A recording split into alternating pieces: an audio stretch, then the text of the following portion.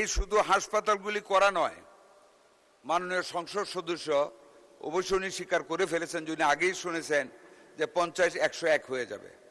আমরা শুধু এখানে সীমিত থাকিনি মাননীয় স্পিকার, এই 101 শয্যা হাসপাতালগুলিকে মাননীয় প্রধানমন্ত্রীর নির্দেশে প্রত্যেকটা হাসপাতালে আমরা 10 শয্যা বিশিষ্ট কিডনি ডায়ালাইসিস সেন্টার বাংলাদেশের প্রত্যন্ত গ্রামাঞ্চলে ছড়িয়ে দিতে যাচ্ছি মাননীয় স্পিকার।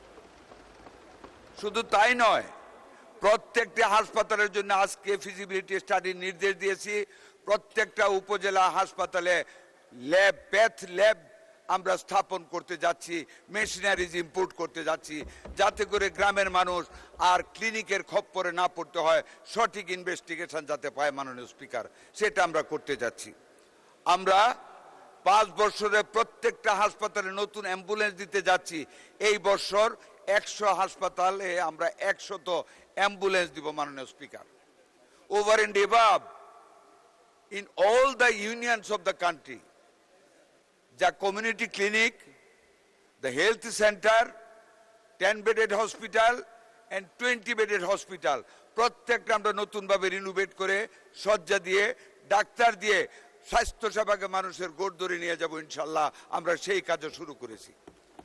আমার এই বক্তব্যের আলোকে আরো মাননীয় 10 জন সংসদ সদস্য সংশোধনী প্রস্তাব দিয়েছেন। মোটামুটিভাবে একই, 50কে 100 করা, কেউ কেউ 250কে 500 করতে বলেছেন, 500কে 1000 করতে বলেছেন। ইনশাল্লাহ 100 তো হয়েই যাচ্ছে, অনেক জায়গায় 500 তো হচ্ছে। আমরা ভবিষ্যতে আমাদের অর্থের সংকুলনের সাথে সঙ্গতি রেখে যদি 500 করা সম্ভব হয় আমরা সেটাও করব। আমার এই বক্তব্যের আলোকে মাননীয় সংসদ সদস্যকে I would request with humble submission to withdraw this proposal.